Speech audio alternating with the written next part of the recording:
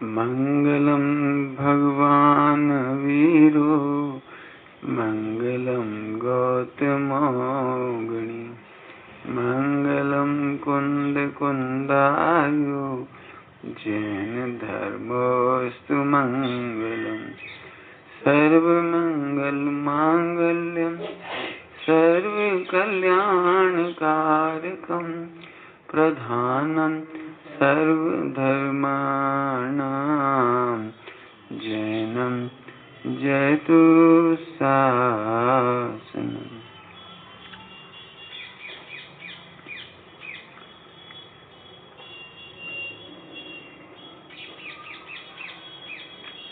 बार वचन पढ़ें।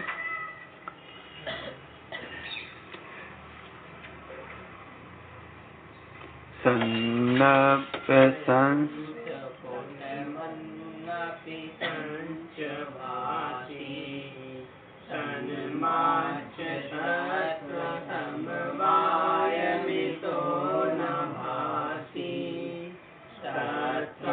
स्वयं विभवभाति न चापि सत्त्वं तन्मात्रवत्त्वति गुणोऽसि न वासु पूज्य। हे बासपूज्य भगवान, आप सतरूप होकर भी स्पष्ट ही असत रूप हैं और असत रूप होकर भी सतरूप प्रतीत होते हैं। आप सत्ता से युक्त होकर भी सत्य के साथ समवाय को प्राप्त मालूम नहीं होते हैं। हे जन्म रहित, आप स्वयं सत्व रूप मालूम होते हैं, परंतु सत्व रूप नहीं है। आप सत्ता मात्र वस्तु हैं, गुण रूप नहीं है। इसका छंद पढ़ लेते हैं। ओ सतरूप तथापि असत रूप होकर भी सत्तायुक्त तथापि नहीं संवाय सत्व से रहित प्रभु आप स्वयं भाषित होते हैं सत्य स्वरूप वासु पूज्य सन्मात्र वस्तु नहीं मात्र सत्ता गुण रूप। हे भगवान, आप द्रव्य दृष्टि से सतरूप हैं तथापि पर्याय दृष्टि से असत रूप हैं। जरा सत असत का मतलब समझ लो। सत माने है, अस्ति, सत्ता है। सत शब्द आया है सत्ता की तरफ से। आत्मा सत है, द्रव्य अपेक्षा सत है और पर्याय से असत रूप है। अब इतनी पंक्ति में बहुत कमाल कर दिया है। इतनी बात बताने के लिए 8 छंद हैं। अमृतचंद स्वामी के 14 परिशिष्ट है, पीछे के परिशिष्ट है उसमें सत बताने के लिए टोटल तो 14 है वहां। लेकिन सत को असत के द्रव्य सत, छेद सत, काल सत, भाव सत, असत, उनकी सारी चर्चा करिए। तो इसको जरा समझना, बहुत काम की चीज है। मेरे ख्याल से अभी तक जितना विषय चला उसमें सबसे कठिन है, क्योंकि लगभग सत असत ही ज्यादा नहीं सुनते लोग। और फिर भी इसकी भाषा देखो, अभी तो ऊपर के छंद में आपको जब अपने अनव्यार्थ पढ़ा उसमें कुछ पल्ले ही नहीं पड़े सीधे सीधे। लेकिन मैं समझाता हूं आपको। हे भगवान, आप द्रव्य दृष्टि से सतरूप हैं तथापि पर्याय दृष्टि से असत रूप है। पर्याय दृष्टि से असत रूप है माने पर्याय दृष्टि से देखा जाए तो आप नहीं है। पर्याय दृष्टि से देखा जाए तो नहीं है आप, क्योंकि पर्याय विनष्ट हो जाती है। जब हम पर्याय देखेंगे तो आप दिखाई नहीं दोगे हमको। एक अर्थ, सिंपल अर्थ। एक दूसरा अर्थ, जो ध्रुव है ना, ध्रुव तरकाली द्रव्य, वो पर्याय के कारण नहीं है। पर्यायों के काल में जैसे उत्पाद व्यय ध्रुव युक्तम सत, अर्थात उत्पाद व्यय के बीच में ध्रुव है, लेकिन उत्पाद व्यय के कारण नहीं है। पकड़ में आ रहे? उत्पाद व्यय के कारण ध्रुव नहीं है वो। ध्रुव तो ध्रुव है, ध्रुव अपने से ध्रुव है, ध्रुव अपने बल पे ध्रुव है। पर्याय से असत्य माने पर्याय के बल पर नहीं है, पर्याय के कारण नहीं है, पर्याय में नहीं है, पर्याय से नहीं है। सारी बात लगेंगी इसमें, लेकिन ये टेक्निकल भाषा। फायदा क्या होगा जी पता नहीं। पहला ही फायदा सम्यक दर्शन होगा इससे। जिस पर्याय के बल पर तुम ध्रुव देख रहे हो, उस पर्याय के बल पर ध्रुव असत है। फिर से क्या कहा? जिस पर्याय के बल पर आप अपने को देख रहे हो, अनुभव करना चाहते हो, असत असत माने उसकी सत्ता ही नहीं उसके बल पर, जिसके बल पर अनुभव कर रहे हो। आहा, ध्रुव तो ध्रुव है, ध्रुव अपने आप से सत है। जरा पकड़ो, ध्रुव अपने आप से सत है, बिना कारण सत है, अकारण सत है। इसलिए ध्रुव का अनुभव डायरेक्ट कर लो। ध्रुव सत ही है ना, उसका अनुभव कर लो, डायरेक्ट कर लो। तुम पर्याय के बल पर क्यों अनुभव करना चाहते हो? उससे तो असत है ना, उसके बल पर सत्ता ही नहीं उसकी, उसके बल पर सत्ता ही नहीं है। आप उसके बल पर अनुभव क्यों करना चाहते? मेरे को तो पहला फायदा ये हो गया, ध्रुव सत है। हे भगवान, आप ध्रुव दृष्टि से देखा जाए तो सदा सत हो, लेकिन पर्याय दृष्टि से देखा जाए तो वैसे आप नहीं हो। दो अर्थ हो गया। तीसरा, आप पर्याय जैसे नहीं हो, इसका नाम असत। आप पर्याय रूप नहीं हो, इसका नाम असत। शक्कर के कारण शक्कर है, नमक के कारण शक्कर नहीं है। नमक शक्कर नहीं है, ऐसा भी अर्थ होता है। नमक शक्कर नहीं है, ऐसे पर्याय ध्रुव नहीं है, पर्याय शरण लेने लायक नहीं है, पर्याय अनुभव करने लायक नहीं है। फिर से आप द्रव्य दृष्टि से सतरूप हो। द्रव्य दृष्टि से सत होने के लिए आपको किसी की भी जरूरत नहीं पड़ती। अब अभी समझ में कुछ नहीं आया होगा। आप अपनी सत्ता उदय सापेक्ष मानते हो, उदय सापेक्ष मानते हो। जिसका आप अनुभव कर रहे हो उदय सापेक्ष अनुभव कर रहे हो, मिथ्यात्व है।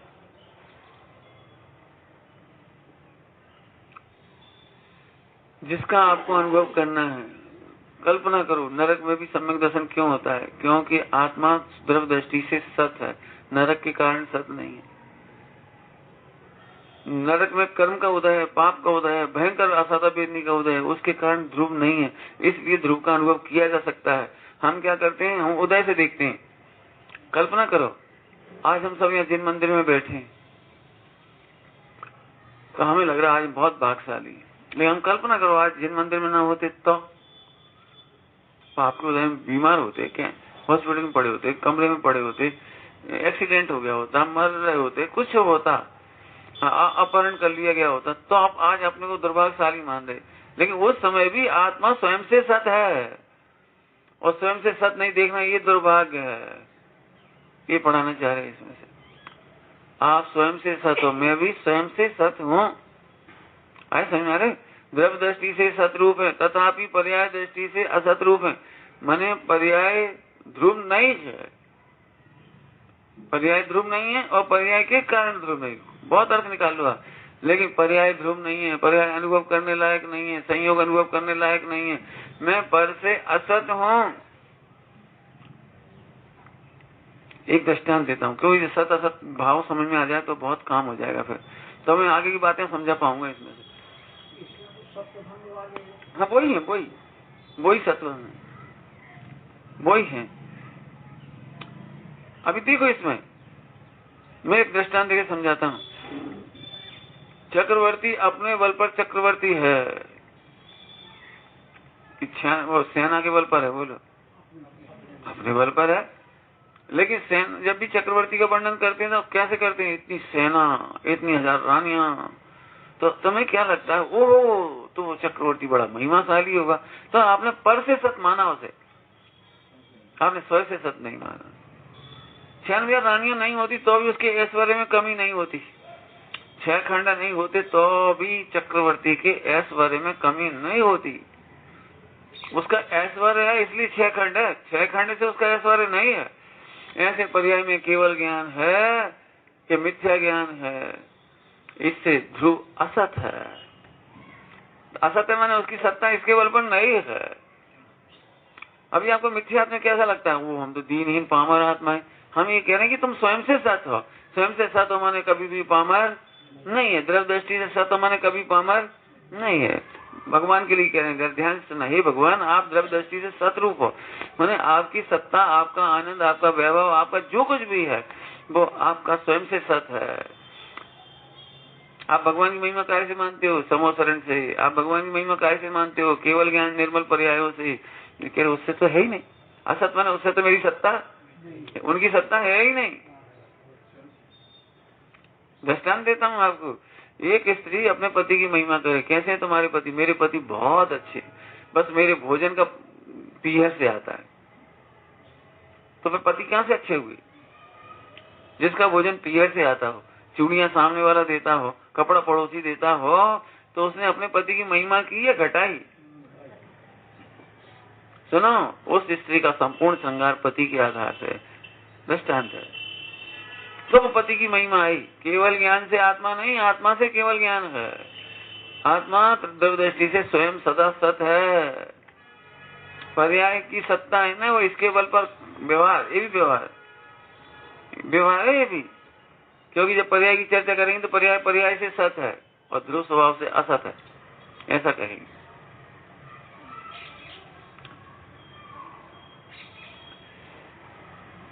फिर एक दृष्टांत देके पकड़ना इस सत का प्रकरण।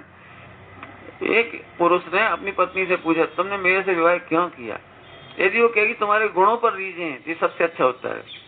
यदि वो कहेगी तुम करोड़पति हो, तो ये उस पति का तिरस्कार है।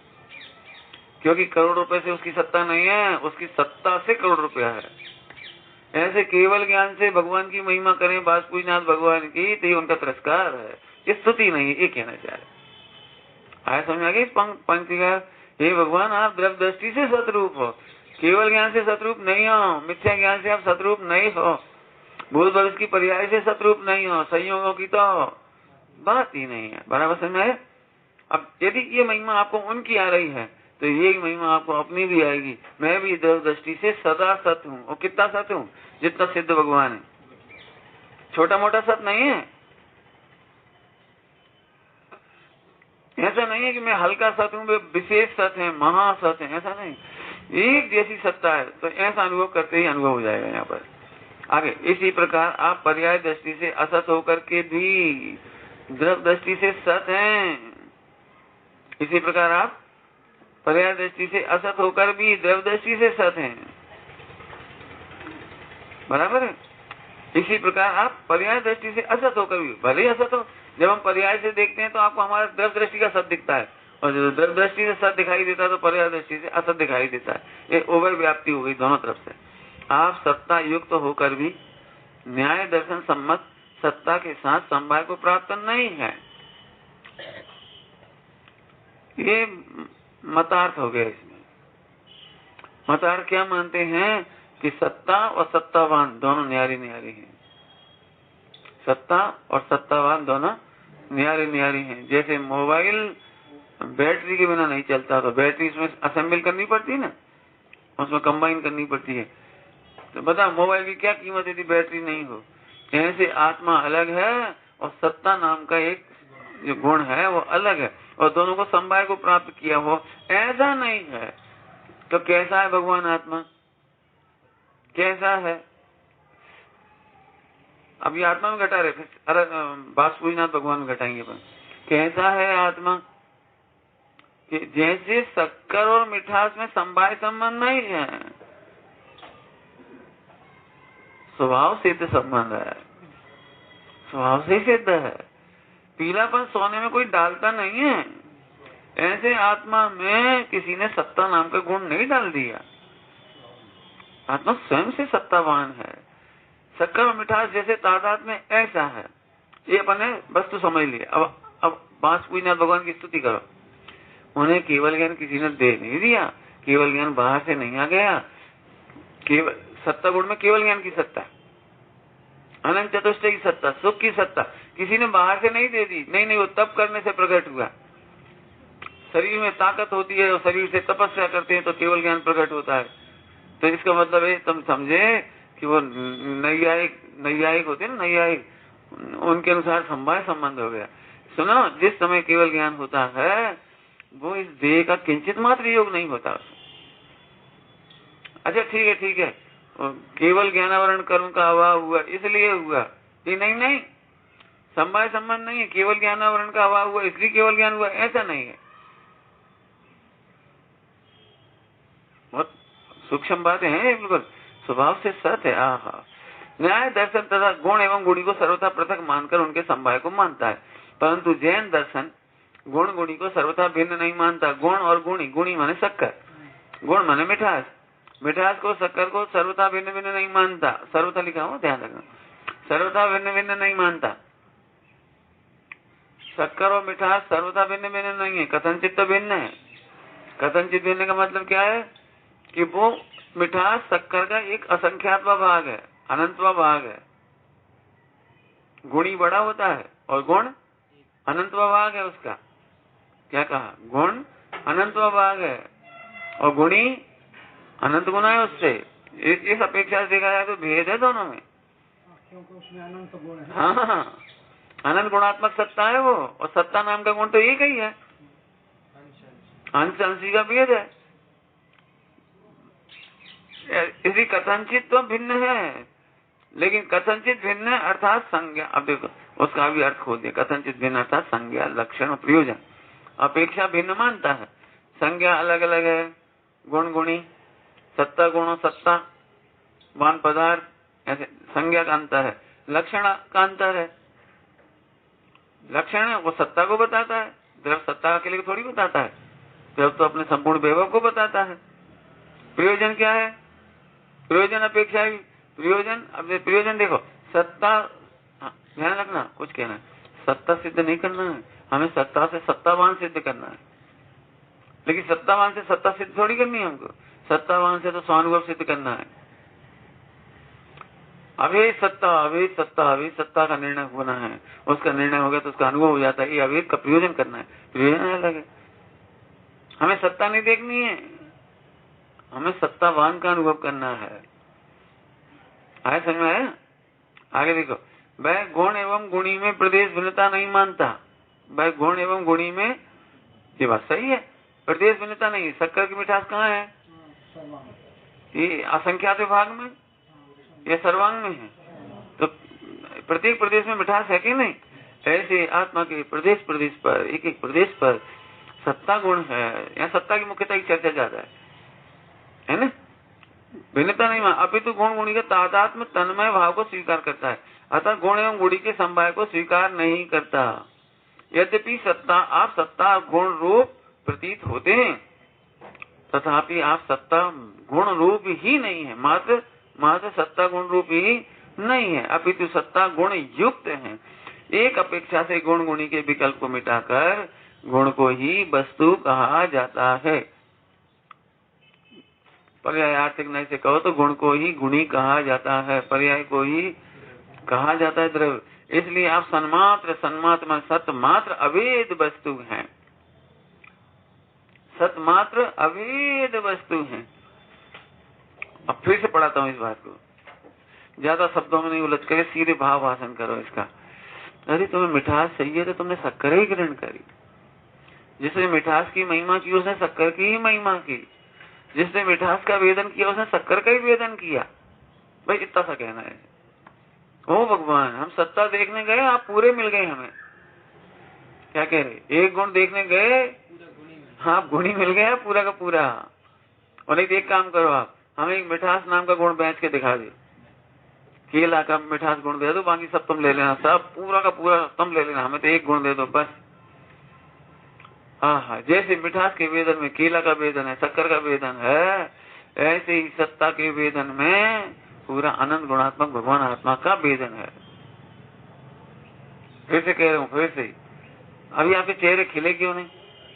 क्या अनुभव में तो है, और कैसे अनुभव में आए? सत्ता का अनुभव हो तो रहा है, तुम्हें आत्मा के एग्जिस्टेंस का अनुभव नहीं हो रहा है। तो एक गुण है, सत्ता है, एग्जिस्टेंस है, अस्तित्व है, स्वर से सत है, जो तुम्हें पता लग गई, तो फिर अनंत गुणों की सत्ता नहीं मालूम पड़ी? सत्ता का एक बहुत अच्छा पॉइंट दे रहा हूँ, द्रव्य के न्याय की चर्चा जी। एक गुण में अनंत गुणों का रूप होता है, एक गुण में अनंत गुणों का रूप होता है और अनंत गुणों में एक गुण का रूप होता है, क्योंकि हमें तन्मय करना है ना, उसको तादाद बताना है। दो बातें बोली, क्या बोली यार बोलो? एक गुण में अनंत गुणों का रूप होता है। इससे क्या फायदा हुआ? एक गुण के वेदन के समय अनंत गुणों का वेदन हुआ। इसलिए तुम सत्ता का ही निर्णय कर लो बस, और आत्मा का अनुभव हो गया।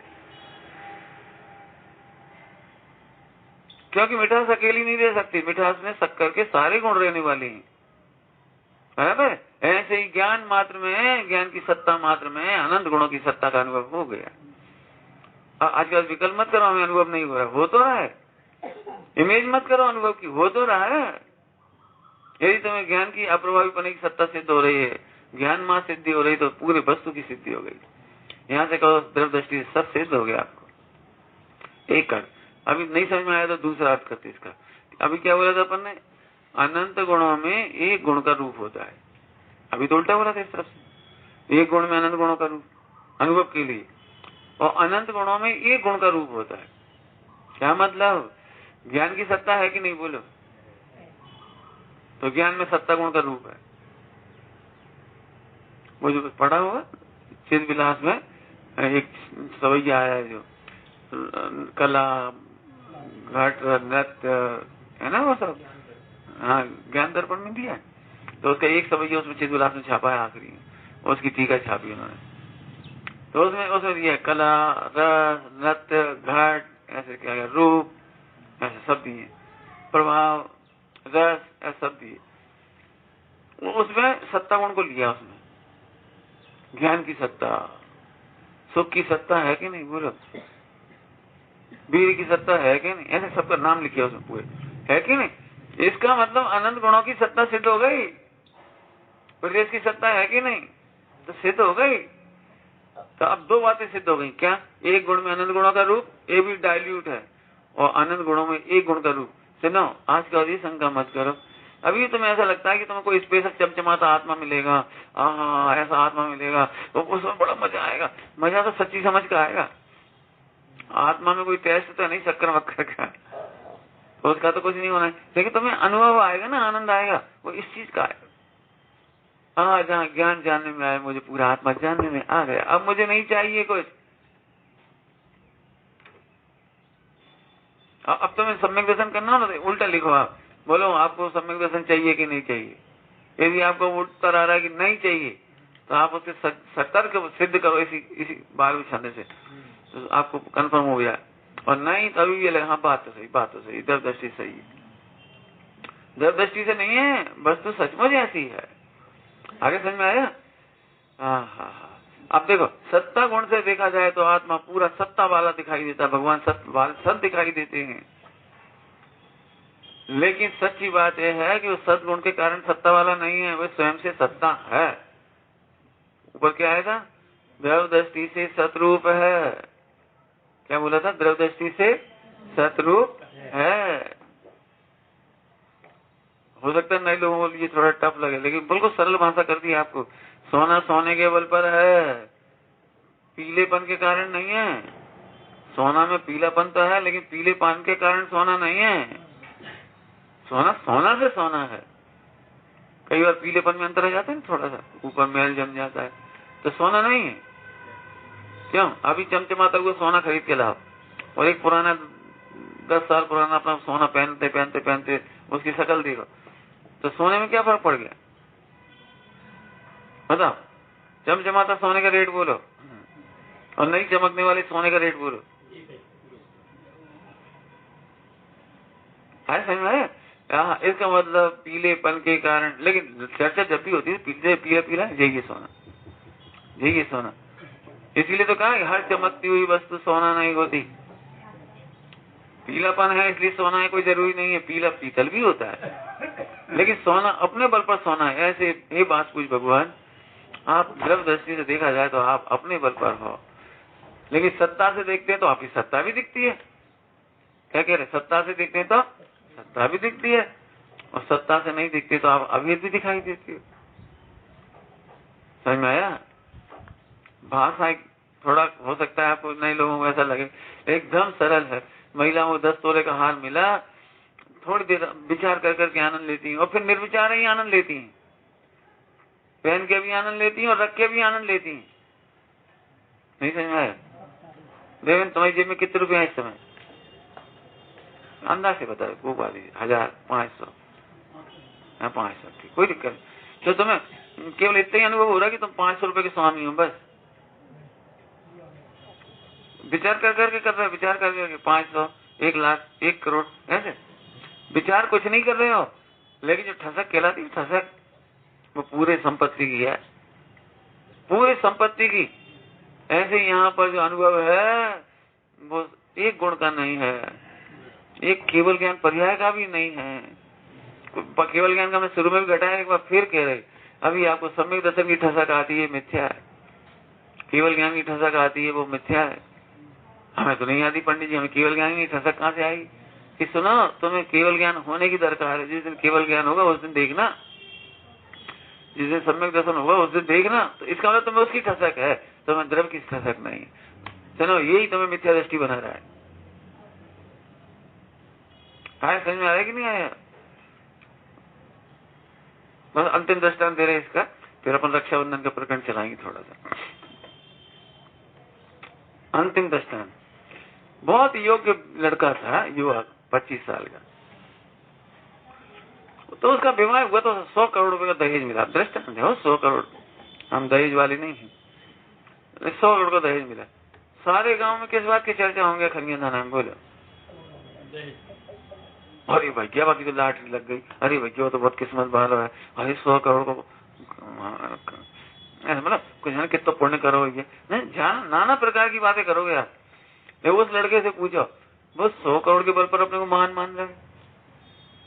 अब लड़की वालों से पूछो, चलो वे भी सम्यक दृष्टि है, उन्होंने 100 करोड़ दिए इसलिए लड़का अच्छा लग रहा है, बोलो दे दे। 100 करोड़ दिए इसलिए लड़का अच्छा लग रहा है जी। तो लड़के के बल पर 100 करोड़ मिले, अच्छी कन्या मिली, कि वो अच्छे सब सामान मिला इसलिए। अब पूरे खनिया थाना की मिथ्या दृष्टि हो जाएंगे, सब कुछ यही लगे, भैया वो चक्कर लग रही है, वो चटके लग गई, और ये से कोई एक आध लड़की हमें बता दे, लड़की वालों। अच्छा, लड़की वालों क्या करेगा? तुम्हारा लड़का में योग्यता क्या चीज है तो बताओ। ऐसे ही सुनो, केवल ज्ञान के बल पर महान मानना ऐसा ही है जैसे दहेज के बल पर लड़के की महिमा करना। सम्यक दर्शन के बल पर अपनी ठसक लेना, महिमा लेना, ऐसा है। सड़क पर वो लड़का निकला, उसके दोस्त मिल गए, अरे भैया तुम तो बहुत भाग्यशाली हो। क्यों, कैसे? अरे इतनी अच्छी शादी हुई है, कमजोर हो, यदि शादी नहीं होती तो हम तब महान नहीं थे क्या? जब दहेज नहीं मिला, वो लड़की शादी नहीं हुई, तब हम ठीक नहीं थे?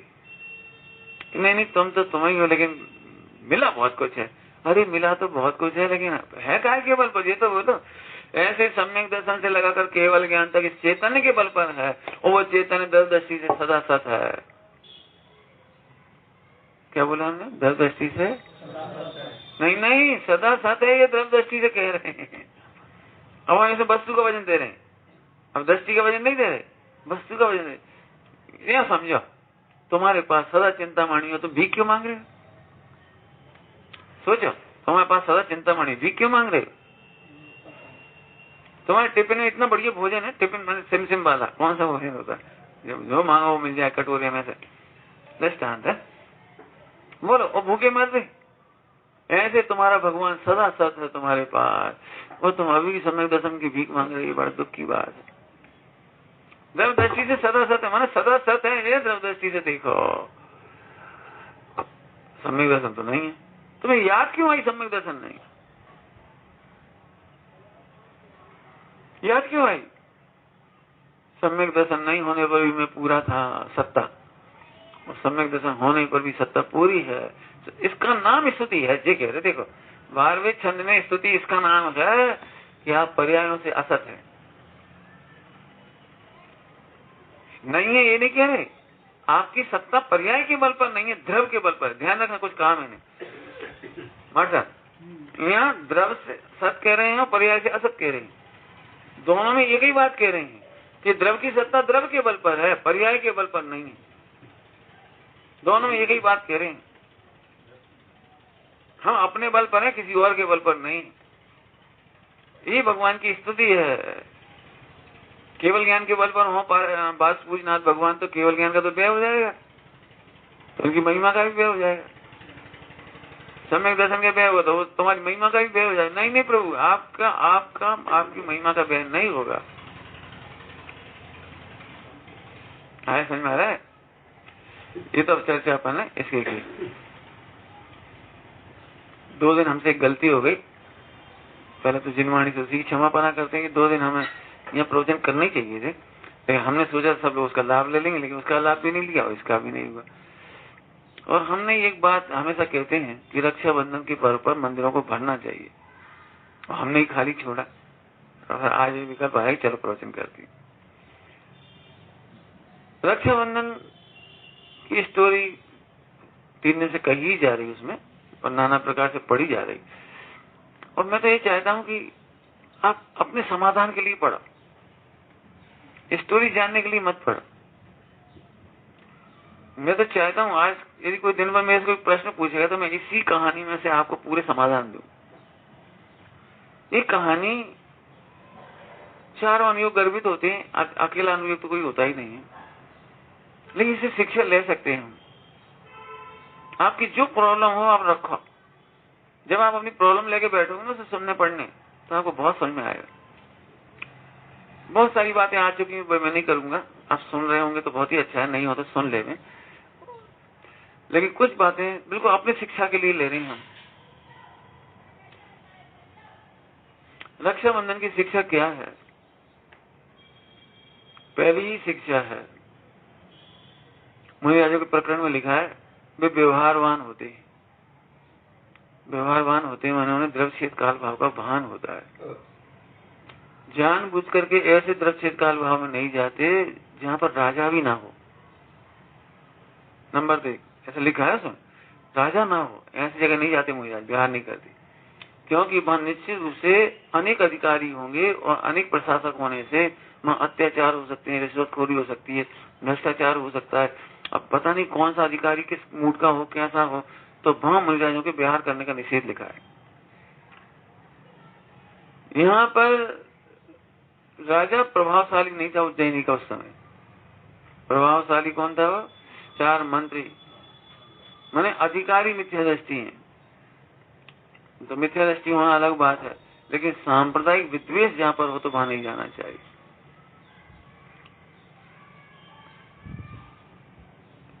लगभग 600-800 साल, कम से मानता हूं मैं 700-800 साल दिल्ली में दिगंबर मुनिराज नहीं हुए। दक्षिण साइड तो हुए भी थोड़े बहुत, लेकिन दिल्ली साइड नहीं हुए,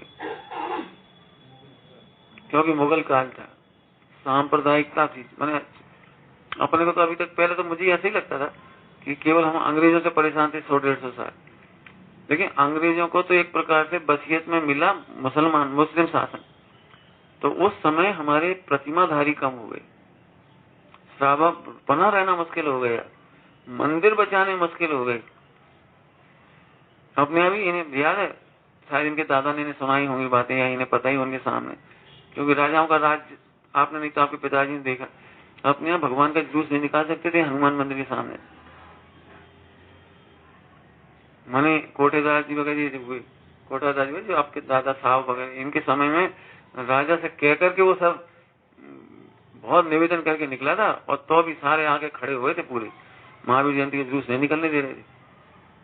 खड़े हुए तो राजा ने ऊपर से खेल दिया, खिड़कों में ऊपर विंडो में बैठते झरोके में, हाथी होता है उठा दो इनके ऊपर, निकाल दो इनके ऊपर से, तब बड़ी मुश्किल से हटे। माने जहां पर ऐसा शासन होता है वहां हम धर्म नहीं पाल पाते। तो पहली शिक्षा ये हो गई, जहां धर्म का उपहास हो वहां अपने धर्म का प्रदर्शन मत करो। जहां सम्यक दर्शन का उपहास करते हो वहां मत कहो हम सम्यक दृष्टि हैं, मत कहो। मैंने उपहास कराने के लिए नहीं, धर्म धर्मी धर्मात्मा धर्मायतन एक बात, ये हमें इधर धर्म के उस पार से अपने घरों में भी समझो, जो हमारे गुणों का सम्मान नहीं करे उसके सामने गुणों का बखान मत करो। आपने देखा होगा बच्चों में सबसे ज्यादा झगड़े का कारण होता है, तू क्या समझता है, तो है तू क्या, मैं वो एक दूसरे की बुराइयां होने लगती, बच्चों में झगड़े के कारण, देरानी जेठानी झगड़े की मूल जड़। हाँ, हमारे पीहर जैसा कहीं नहीं होगा।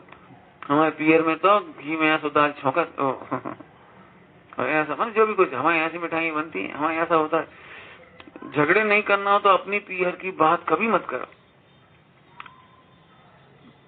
पेरेंटिंग में और उसमें जो गृहस्थ धर्म का एक मैंने लेख लिखा है, उसमें लिखा है आनंद तो तब आता है हमको, आत्मसंतोष तब होता है जब हमारे संस्कारों को देखकर लोग हमारी पीहर की प्रशंसा करें, हमारे भोजन को देखकर, हमारे विवेक को देखकर, हमारे उठने बैठने को देखकर लोग ये कहें तुम्हारे पीहर में तुम्हें एडजस्ट करना बहुत सिखाया, सहयोग करना बहुत सिखाया, विनय करना बहुत सिखाई, अहंकार नहीं सिखाया। इसमें आनंद आएगा आपको। जैसे तुम अभी खड़े हो जाओ, अपनी तारीफ करो और फिर 4 लोग कटाई कर दें, बताओ आज का दिन कितना बुरा निकलेगा। मान लो आज अपन अपनी तारीफ नहीं किया, अपन अपनी कमियां बताएं। सुरेश सागर जी से सीखो, अक्षम्य अपराध, उसी में आई डॉक्टर साहब की कहानी में। आप नहीं, वो तो पुस्तक का नाम है। हाँ, उसी में तो अक्षम्य अपराध स्टोरी। माने श्रोता शिष्य कैसा विनय थी। वो ये नहीं कह रहे कि हमने बहुत आज मेरे में क्या निर्दोष आहार लेके आ गए और हम बहुत पढ़ लिख गए, आज बहुत हमारा ज्ञान है, अवधि ज्ञान है, हमको ऐसा वैसा, ये नहीं कह रहे। लेकिन हमसे एक चूक हो गई। इस शिष्य का शिष्यता है कि गुरु को मालूम पड़े उससे पहले स्वयं बता दें। पंडित साहब इसको हमेशा एक बात कहते हैं, साफ रहो, सफाई मत दो।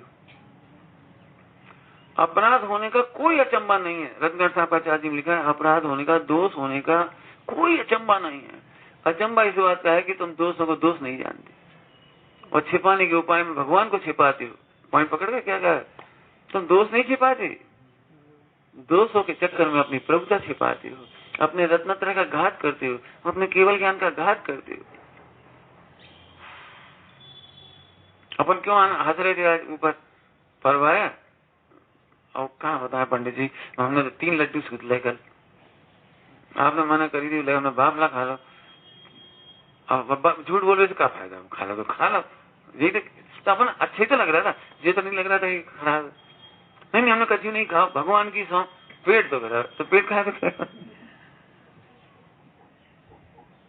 माने ये बहुत सुंदर है। शिष्य अपने दोष स्वयं में प्रकट कर देते हैं। लिख लो ये बात एक लाइन में, जिस दिन तक आप अपने दोष देखते रहोगे, प्रकट करते रहोगे, तब तक सम्यक से सुरक्षित रहेगा और तभी तक ही केवल ज्ञान पाने की पात्रता रहेगी। तब तक ही मालूम पड़ेगा क्यों तुम वहां क्या कर रहे थे, कब, कहां, कैसे। अच्छा हाँ, अब आज हमसे गलती हो गई। इतना घुमा के बोले तुम, इतना घुमा के बोले। ओहो, 3 कसायों का इस उपचार किया जा सकता है, लेकिन मायाचारी का उपचार कभी संभव नहीं। क्रोध करने वाले को रोका जा सकता है, काहे गुस्सा कर रहे भाई, ये देखो तो, बस देख तो लो, फिटनेस देखो, साक्षी देखो, तुम बेकार गुस्सा कर रहे। क्रोध का उपचार किया जा सकता है, मान का उपचार किया जा सकता है, काहे घमंड कर रहे, तुमसे बड़े बड़े धरे, तुमसे बड़े बड़े प्रवचन का है, तुमसे बड़े बड़े अवधि ज्ञानी रिद्धिधारी हैं, वे तो अहंकार नहीं करते, और तुम का जरा सी कपड़ा की चिंदी मिल गई वो बजाज बन बैठे। उनका भी उपचार हो सकता है, लोभी का भी उपचार हो सकता है। तो तुम 2 रोटी खा पा दो, 4 का लेके बैठ रहे, कितने भोग, ये तो बताओ कितने भोग है। जब नहीं भोग पाए पूजा करो, इतना है तो इतना ही तो भोग नहीं पाओगे, भोग नहीं सकती नहीं है, साथ ले जाने की खा भी लगे जबरदस्ती। मैंने 3 का उपचार, मायाचारी का, जिसने जहर खाया हो और वैद्य के पास जाके कहे भगवान कसम हमने जहर नहीं खा, हमने तो दाल रोटी खाई, बस मूंग की दाल रोटी खाई, बच्चे नहीं खा। अब ऐसा क्या उपचार होगा। फिर से कहती है, एक लाइन में हमें शिष्यता बता दी पूरी। जब तक ये अपने दोषों को देखता है और भिन्न देखता है और कह सकता है भयंकर से भयंकर दोष हो, कोई डरने की जरूरत नहीं है, भयंकर सप्त व्यसनी अंजन चोर जैसा भी कर सकता है, लेकिन माया करने वाला 11 अंगनोपुर का पाठी किंचित सम्यक्त को भी प्राप्त नहीं कर सकता। ये अपने शिष्य की शिष्यता से सीख लिया। गुरु की अकम्पता देखो, गुरु निर्णय करने में अकम्प है। मैं तो यदि प्रवचन करूँ ना अकम्प पे तो 1 घंटा तो कम से कम उसी में लग जाए। क्यों है अकम्प? उन्हें 3 काल की पर्यायों का पता है, क्रमबद्ध पर्याय का पता है, उन्हें उदय का भी पता है, भवितव्य का भी पता है। ये सब अकम्प करने वाली चीजें हैं।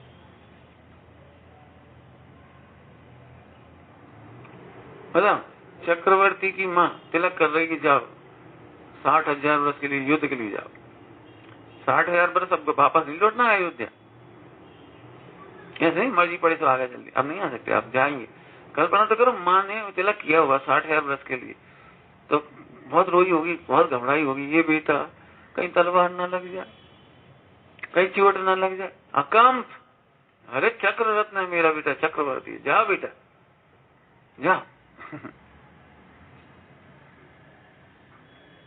ऐसे जिसका शिष्य स्रोत सागर हो, रिद्धियों के स्वामी हो, माने अवधि ज्ञान रिद्धि कहलाती है, रिद्धियों के स्वामी हो, उन्हें ऐसा लगे आप जा रहे हो, जाने कहा हुई है भगवान, न मोरियंताना, हे भगवान रक्षा करियो, चले जाओ भैया भुगतो, अब क्या करें। और वे भी सोच रहे हैं भुगतेंगे, अब जो ही है तो हमें 700 के बीच में छिपा लेते,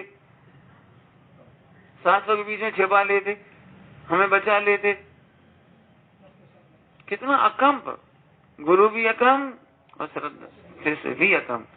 नहीं प्रभु आप चिंता नहीं, चिंता का उन्होंने यही कहना नहीं पड़ा, आप चिंता नहीं करो, मैं समझ गया 700 महिलाओं की रक्षा करने के लिए आज मुझे संघ से अलग होना ही चाहिए। स्वयं ही चल दिए, भगाने नहीं पड़ो, जाओ क्षमा करो, क्षमा करो, थोड़ा ढीला कर दो। शिष्य की एक विशेषता बताई थी पहले, कभी बोलो, वो क्षमा नहीं मांगता, दंड मांगता है। क्षमा मांगने वाला कभी शिष्य नहीं बन सकता, कभी नहीं सम्यक दर्शन ले सकता, मोक्ष नहीं जा सकता। क्षमा मांगने वाला, दंड मांगने, आप तो दंड दो, हमने दोष किया, मैं अज्ञान दशा विषय किए अनंतों पाप। पंडित साहब हमको बहुत शॉर्ट में बोलना सिखा दी, बहुत शॉर्ट। जैसे हम कहे ना हमने अज्ञान दशा में बहुत पाप की, बकवास क्यों कर रहे हो, ऐसे कहते बकवास की बात, फालतू बात नहीं करो, बोलो जल्दी बोलो। हाँ इतना टाइम नहीं हमारे पास, ऐसी लंबी लंबी तुम्हारी बैकग्राउंड सुने, बैकग्राउंड है क्या कहलाता है वो, भूमिका। सीधे बोलो ना क्या बात है, आज हमसे ऐसा हो गया, कल हमसे ऐसा हो गया, कल हमने ऐसा कह दिया, कल हमारे मन में विकृति हुई, 1 सेकंड में बोलो, 1 सेकंड में ला लो, जा तुम घंटा में रेडी आओ समझ के। फिर हम हाँ बेटा बात तो बड़ी है, पाप तो बहुत बड़ा है, अब भुगतोगे बेटा धीरे धीरे, ठीक है ऐसा करना, माला फेर लेना, ऐसे नहीं। माने योग्य शिष्य को ही गुरु की गुरुता का फल मिलता है। लंबा मत करो उसे, बोलो जा। जब एक बार कह दी ना हम तुम्हारे दोषों को पी जाते हैं, हमें कभी गिलानी नहीं होती। भगवान आत्मा अभी पढ़ा था द्रव दृष्टि सत है, हमें पता है तुम कहा, हमें समझा रहे, जिस विकार को तुम बता रहे हम पहले ही कह रहे तुम उससे असत हो, तुम उसके बल पर तुम्हारी पामरता नहीं आ जाएगी और उसके बल पर तुम्हारी प्रभुता नहीं चली जाएगी, क्या तो रहे। अब बोले ना बस फटाफट, इसलिए आचार्य बहुत विस्तार से सुनते ही नहीं है, सीधे बोलो। गुरु भी अकम, शिष्य भी अकम, चलेगा क्या होगा क्या। अब इस पे 1 घंटा चर्चा हो सकती है अकम पे। मैं तो चाहता हूँ अकम पे बिल्कुल आप सोचोगे आपको ही दिया गया ये दंड, ऐसा सोचो। आज आप क्या सोचोगे, आपको कह दिया जाओ उसे और 4 जने तलवार लेके आएंगे, आज बोलो क्या हो, क्या क्या सोच सकते हो अभी से तो सोचो। हाँ इससे हमें क्या फायदा, बहुत फायदा है। जो प्रासंगिक विचार करते हैं उन्हें असंख्यात गुणी निर्जरा होती है, विशुद्धि बढ़ती है। ऐसा कोई प्रसंग बनने पर आप मुस्कुराते हो, ये उसकी परीक्षा में पास होना है, अभी तैयारी कर लो, परीक्षा में पास हो जाओगे। बच्चे पढ़ाई कैसे करते हैं पता, 2 तरह के बच्चे होते हैं मैथमेटिक्स पढ़ने के लिए। एक तो भाई कहीं कठिन वाला आ गया तो अपन देर से कर लो, सरल तो अपने को आती नहीं, कठिन तैयारी कर लो, आ गया तो। और गधे क्या समझते हैं, नहीं वो तो एवरेज पेपर आता है, हर प्रश्न माला के शुरू के 10 कर लो, फंसे 5 तो फंसे ही। मैंने भी संभावना के बल पे पढ़ाई कर रहे और भी क्या सोच रहे, सरल तो अपन कर ही लें, कठिन तैयार करो। ऐसे सुनो, जितना सरल वेद विज्ञान आप कर सकते हो वो तो आप कर ही लोगे। जरा सोचो, आप ही आज शिष्य हैं और आपको दंड दिया जाता था, आपको कैसा लगता। और बेकार है, मेरे से आप पूछोगे, यदि लोक व्यवहार की भाषा में देखा जाए तो सबसे कठिन दंड था ये। उसके सामने डांटना, अपमान कर देना बहुत छोटा दंड है। लेकिन हमें तो कई बार ऐसा लगता है लोगों को डांटना पसंद नहीं आता, तो हमें डांटते क्यों, हमारा अपमान क्यों करते थे। मैं हमेशा कहता हूँ जिसे लगे सुनना ध्यान सभी लोग, यदि हम आप में से किसी कमी बताएं और आपको बुरा लग जाए, इसका मतलब है आपको शुद्धात्मा की चिंता नहीं है, आपको इस पर्याय की चिंता है। इतने लोगों के बीच में सुमत की लोग क्या सोचेंगे, स्वानुभव के बारे में क्या सोचेंगे लोग, मैं तुम्हें अविरल की चिंता है। हम कह ये भयंकर मिथ्या है।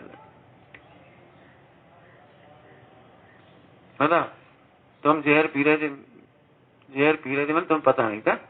कोबरा सर्प एक दूध को चख के चला गया, उस दूध को तुम पी रहे थे और हमारे मना करने पर भी तुम छोड़ नहीं रहे थे। तुम्हें उस समय पता नहीं था ना जहर का, तुम्हें क्या लग रहा था, केसर है, दूध है, शक्कर है, मीठा है, महंगा है, खरीद के लाए, पपाया, इतनी मेहनत करी, फेंके क्यों।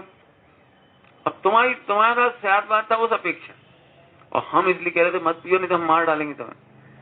मरने से बचाना चाह रहे हो, बोल कर रहे हम मार डालें अभ्यास, तुम्हें ऐसी पिटाई करेंगे। बोलो भाषा बुरी लगनी चाहिए कि मरने से बचा रही जी, अच्छा लगना चाहिए। ऐसे ही जब दोस्त में हलाहल नजर आएंगे तब गुरुजनों का दंड, गुरुजनों की ताड़ना, गुरुजनों की भरी सभा में खड़े हो जा, तुम्हें बिल्कुल इतना ही मधुर लगेगा, एक थप्पड़ दिया मिला के और दूध ढुल गया और तुम बच गई, और बाद में तुम्हें पता लगा इस दूध में जहर था। जैसे तुम वहां खुशियां मनाते हो, ऐसे शिष्य की शिष्यता है कि दंड मिलने पर, प्रायश्चित मिलने पर, गुरुओं के द्वारा अपमानित किए जाने, अपमानित माने तुम्हारी भाषा, हम उसे अपमान नहीं कहना चाहिए, ये तुम्हारी भाषा है, ओहो अपमानित करके भी उसे भगवान बनाते हैं, ऐसा आनंद आता है।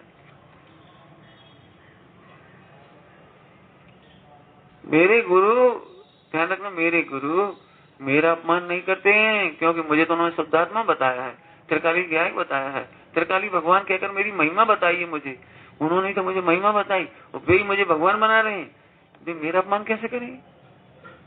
हाँ, लेकिन शुद्धात्मा को भूल जाना ये अपमान है, गुरुओं के वचन भूल जाना ये अपमान है। क्या है वो, बोलो क्या है वो, अरे बचनसी रमनते, जिन बचसी रमनते, वो गुरुजनों के वचनों में रमन करो बारंबार। ये अपराध नहीं याद रखना, ये हाँ, खूब भावना भाव, ऐसा तिरस्कार हमारा कब होगा। हमारा तिरस्कार समझ गए व्यवहार की अपेक्षा से, गुरु हमें सबके बीच में कब टोकेंगे, मैं अपने दंडों की सजा कब भोगूंगा, गुरु मुख से मुझे प्रायश्चित कब मिलेगा, प्रतिक्रमण कब होगा, इतनी तैयारी करने वाला शिष्य है। और जो ईगो पे सवार होके आ जाए, देखो साहब हम रहने तो तैयार, लेकिन डांटना मत, टोकना मत, रोकना मत, अब हम क्या करें, हम तो मिथ्या दृष्टि हैं, हम तो कमजोर हैं, हमारी तो गलती हो जाए, हमारी तो अस्थिरता है, हमारी तो बड़ी चूक है, हमारे तो अनंत दोष है। तो पंडित साहब कहते तुम इतनी बात बता क्या, ये तो हमें पहले ही मालूम, तुम इतनी बातें बता क्यों रहे, ये तो हमें पहले ही मालूम है। बच्चा बहुत कमजोर हो जाती है, उसमें दूध तक नहीं पचता, अब कमजोर है तो अम्मा कहती ले बेटा दूध पियो, हम कमजोर हैं, वो तो हम पता है बेटा, इसलिए दूध पिला रहे, इसलिए तो पिला रहे हैं, लेकिन अम्मा नहीं पचेगा, अरे हमें भी पता है बेटा नहीं पचेगा, इसलिए तो दूध में पानी मिला के पिला रहे हैं। और सुनो, 1 चम्मच पचेगा, फिर 2 चम्मच पिलाएंगे, फिर 3 चम्मच पिलाएंगे, फिर 4 चम्मच पिलाएंगे, 1 लीटर भी पिलाएंगे, ताकत आ जाएगी। ऐसे ही हम पहला छोटा प्रायश्चित देंगे, फिर बड़ा प्रायश्चित देंगे, फिर और बड़ा प्रायश्चित देंगे, फिर और बड़ा प्रायश्चित देंगे, और एक दिन तुम इतने मुस्कुराओगे, हम कहे जा वहीं खड़े हो जाओ, यहाँ 4 मंत्री आएंगे आज, और तुम ऐसे मुस्कुराते हुए जाओगे, आज हम पूरे टोन्ड अप हैं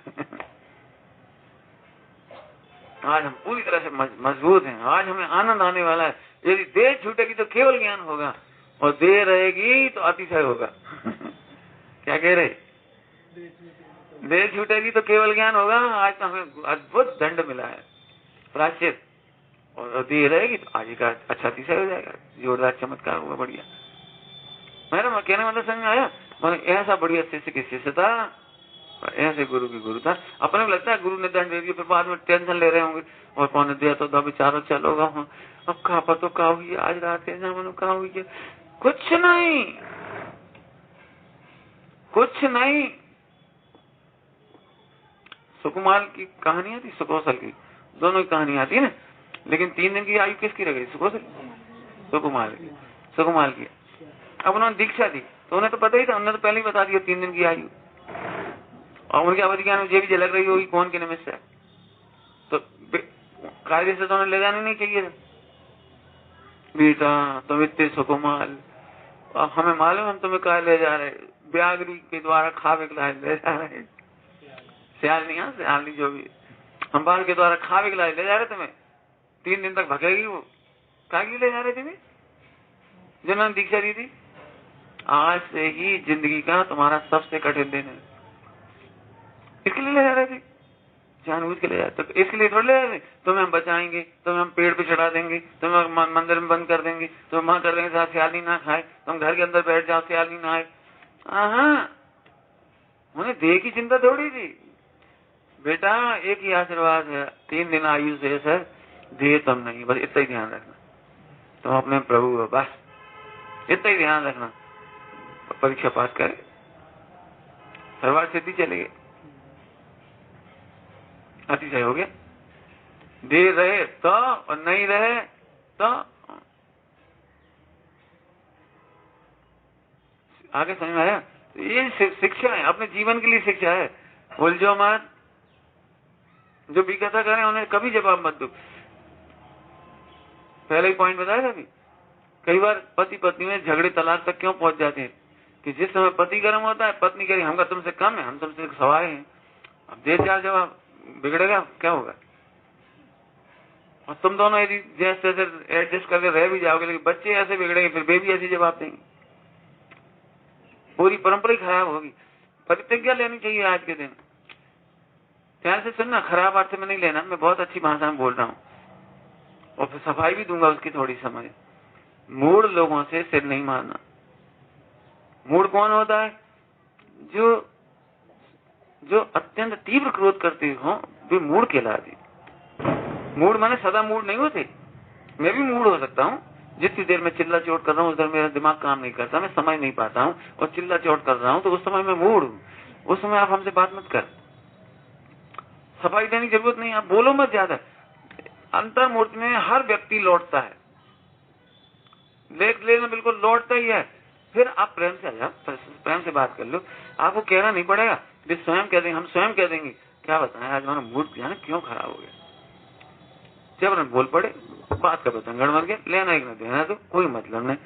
चाहे ग्राहकों के साथ हो, चाहे सेठ जी के साथ हो, चाहे पत्नी के साथ हो, चाहे बच्चों के साथ हो। पंडित जी क्या बताएं पत्नी के साथ कैसे लेवे। हो सकता है किसी पत्नी हाइपर होती है, किसी की पति है हाइपर होती, लेकिन सबसे बढ़िया तरीका है, प्रकृति ने इतना अच्छा दिया, ध्यान से सुनना सभी लोग, प्रकृति ने इतना अच्छा उपयोग दिया सब जनों को कि 2 व्यक्ति एक समान हाइपर नहीं हो सकते। देख लेना आप, ये प्रतिज्ञा करो, पहला हाइपर हो जाए तो अपन नहीं हो। और जे मत सोचो जे दूध के दुल्हे, कोई दूध को दुल्हा नहीं है। कर्म के उदय में तीव्र कसा सबको आती है।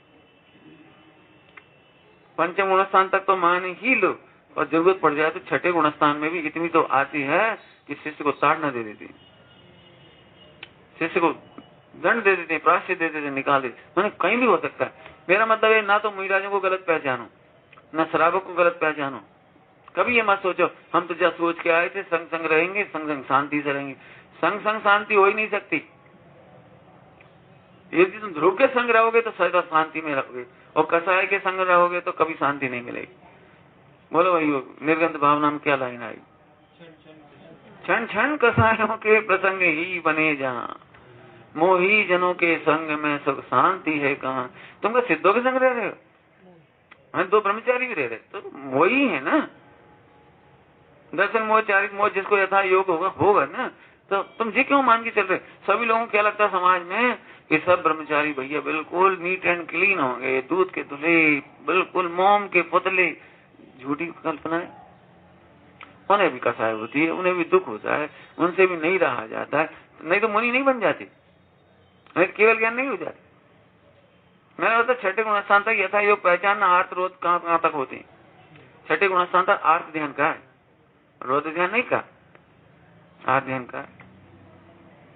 इसका मतलब ये पकड़ करके साधर्मियों में शंका नहीं करना, काय की धर्मात्मा, इति तो पूजा करे, पूजा कर सकते कोई बात नहीं, इति तो प्रवचन करे और काय की धर्मात्मा, ये नहीं करना।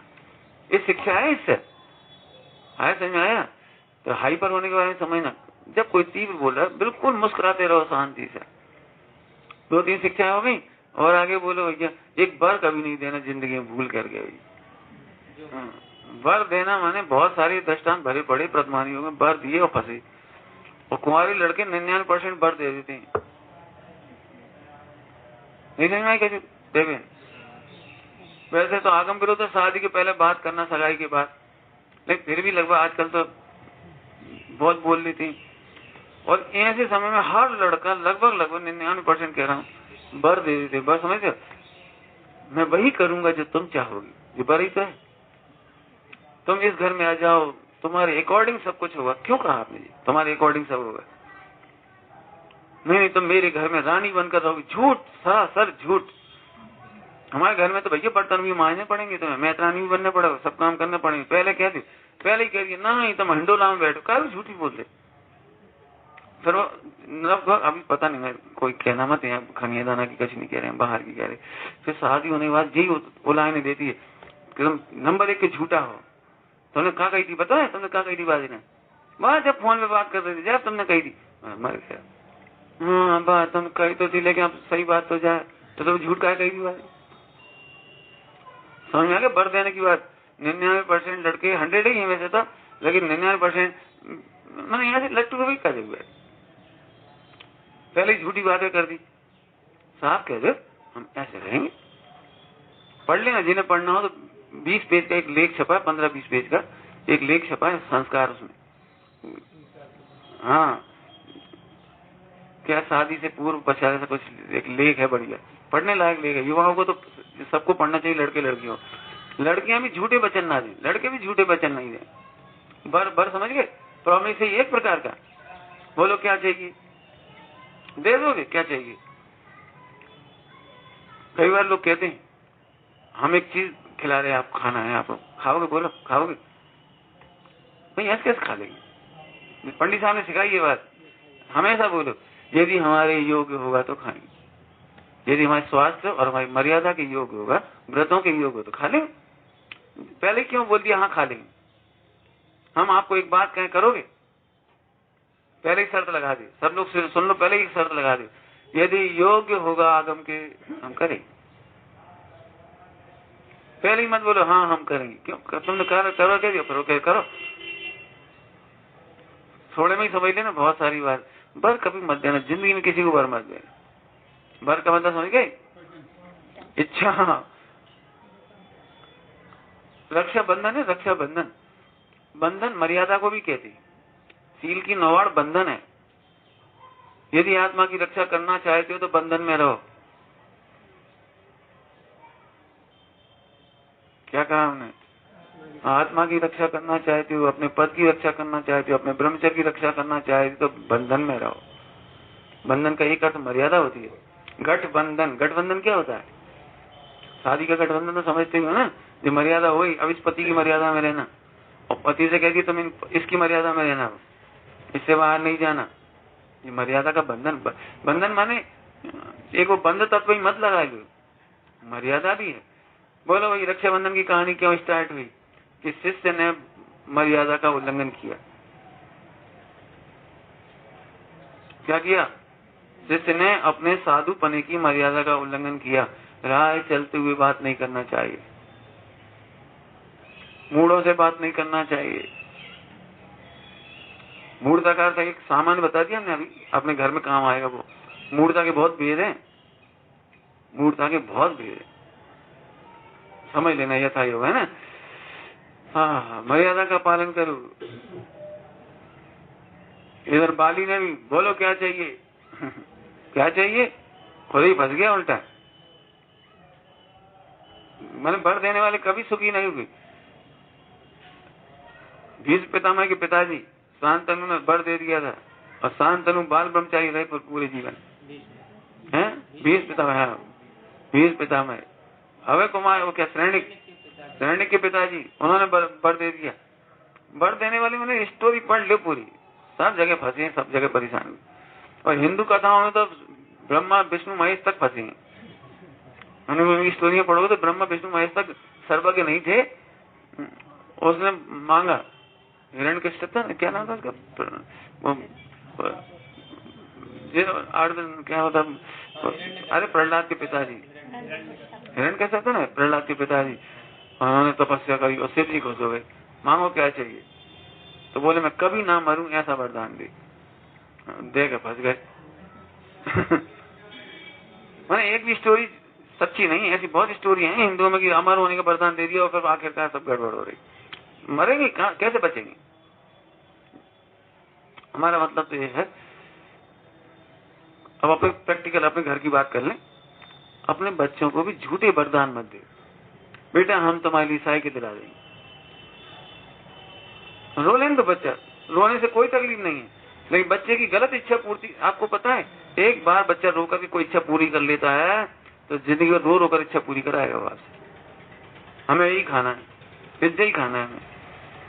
बेटा हमारे घर में जन्म ले लिया तुमने गलती से, पिज्जा यहाँ तो नहीं मिलेगा, लेकिन तुम ये भावना भाव रोज के मर करके तुम अगले जन्म में जाओ तो माँ खा लेना। जब माँ इतनी कठोर होगी ना, बस बच्चा समझ गया हमारे यहाँ दाल नहीं गलेगी, मरेगा कोई नहीं। छोटी उम्र में मोबाइल पकड़ा दिया, मोबाइल बिल्कुल नहीं, हम तुम्हें स्मार्ट दिलाएंगे। क्यों दिलाएंगे स्मार्ट? ऐसी एक चीज नहीं, आप सभी जगह लगा दी ना। मैंने बर नहीं देना, वचन नहीं देना, और योग्य चीज होगी बिल्कुल बेटे, योग्य चीज मांगो 1 सेकंड में देंगे हम आपको। इतना ही नहीं, बस अभी पूरी बात तो नहीं होगी, रक्षाबंधन की तो बहुत सारी शिक्षाएं हैं, तो एक बात कह के बात पूरी करेंगे।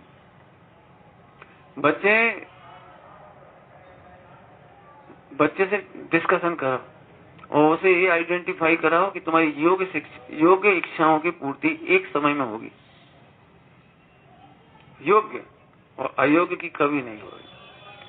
यदि योग्य अयोग्य उसने पहचानना सीख लिया, ये उपाधि सीख लिया, तो ये निर्णय कर नहीं सकती। जब 12-14 साल का होगा वो अपने आप हो जाएगी। क्योंकि बच्चा, सही बात बताएं, 5-6 साल के बाद अकेला होना शुरू होता जाता है, गलियों में खेलने लगता है, वो कुछ भी सीख सकता है। वहां हे उपाधि होगा तो बचेगा वो। फिर और बड़ा होता है तो बड़े बड़े दोस्त बनते हैं, स्कूल कॉलेजों में मिलते हैं, वे न जाने कहाँ की बातें सिखाएंगे। यदि हे उपाधि करना आएगा तो वो बच्चा वहां भी सही निर्णय करेगा। इसलिए बच्चों को मर्यादा में रहना, मर्यादा का पालन करना, और रोने पर भी गलत इच्छाओं की पूर्ति किसी कीमत पर नहीं करना, किसी कीमत पर नहीं करना। मुझे तो इतना अच्छा लगता है, बच्चे भोजन नहीं करें, अपन भी मत करें, कोई बात नहीं, सूप सब्जी सलाद खा ले, छोटी नहीं बेटा तुम नहीं खा रहे, हम भी नहीं खा रहे, पापा भी नहीं खा रहे। मैंने उस बच्चे को इतनी दया आनी चाहिए कि मम्मी पापा नहीं खा रहे, बता दो। मैंने कहीं ना कहीं से आज की तारीख में देखा जाए तो बच्चे मम्मी पापा को कोई दया नहीं खाते। मम्मी क्या खा रही, रो रही, जग रही, क्या हो रही, उसे ये भी पता नहीं है कि बच्चे के खाते से सबसे ज्यादा मम्मी को डांट पड़ती है पति से, मैंने हस्बैंड से सबसे ज्यादा। बच्चे कुछ भी होते तो आप जाते थे, पत्नी बेचारी निर्दोष है, खूब काम कर रही, सारा अच्छा कर रही, तो आप उसे डांटते, तुमने सिर पे चढ़ा रखा है, तुमने बिगाड़ रखा है, तुम पढ़ा नहीं सके, तुम देख नहीं सके, मैंने मिटा दो। मैंने सच कहूं, बच्चे के अपराध के 99% दंड मां भोगती है। वो बच्चे को ये फील करानी चाहिए कि तुम्हारे पीछे क्या हो रहा है। कुल मिला के थोड़ी सी बातें की हैं। रक्षाबंधन की बहुत सारी शिक्षाएं आप पढ़ें। मुझे यदि ये विकल्प होगा तो मैं बीच बीच में आपको और नई नई बातें बताऊंगा इसी में से, क्योंकि चर्चा बहुत गहरी है इनकी। अपने जीवन में आर्ट ऑफ लिविंग आया, इसलिए मैंने उस कल साहब में से अपनी जितनी बात ली है। ओम नमः शिवाय। निज निधि निज में बताई, यह अनंत उपकार उसके लिए